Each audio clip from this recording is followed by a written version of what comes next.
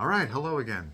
This is going to be a shorter video just showing examples of what I had spoken about in previous videos. What I have here is a shortened Shinshinto period blade.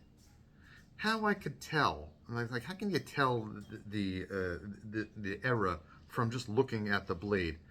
Well, because it was shortened, and it was shortened about here. The original blade would have been, it's a pretty long blade, but the original blade would have been longer. And in the Shinshinto period, there were a lot of blades made that were meant to look like the cut down blades from other eras. That happened in a few Japanese time periods where a sword may not be as old as you think. It was made to look like an older sword because even back in the day, older swords had more prestige, especially if it was still in really good condition. So the way I could tell that this sword is newer is really the absence of any kind of flaws, even those ware. There's really no flaws. There's no shintetsu. There's no core steel shining through or showing through. And when I don't have the the handle off this yet, but when you look at it here, where the tang meets the blade, if all of this was off, which I'll do in another video, there's really no width difference. So this here is really the same width as here. So that makes me think that this blade didn't really see a lot of polishes. So it was shortened very soon after it was made, or relatively very soon. It really wasn't used a lot. Now, the only other era that a sword dimensions like this would probably fit is Nambokucho, which is far earlier than Shinshinto, which leads me to think this could, and the tang doesn't have a lot of rust on it too. If it was from the 1300s, the tang would probably be pretty rusty. This one, not so much. So either somebody cleaned it, I guess, which is a possibility, but I'm not seeing signs of that either, or it was made to look older or cut down to suit the new owner of the blade. I think the most likely explanation is it's from an earlier era, because it's still in really good shape and it doesn't have flaws. It's relatively free of flaws. But again, this was another one I did purchase on eBay for under $1,300. Maybe it was even under $1,000. This blade, I think, is more Edo period, meaning my guess is, again, I am not a Shinsa panel. My guess is 1700s, maybe late 1600s. And if you look close, you can see in here one of the flaws we discussed. The hamon in the boshi in the Kosaki area kind of runs off the blade. It ends off about here. It's almost missing here. It's like a hairline, and then it continues here.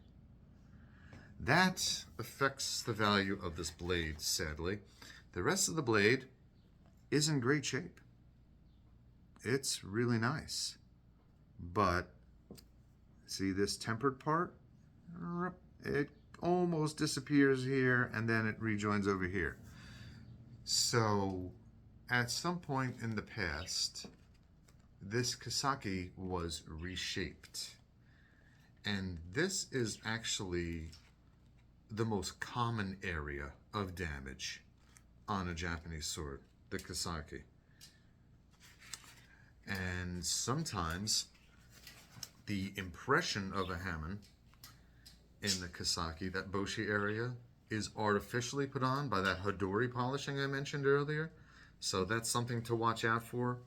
You have to really look closely at your listings and sales at that Kissaki, that point, that Boshi area, to be sure that there's temper in the tip, especially if it's something you're going to send to a polisher to have repolished.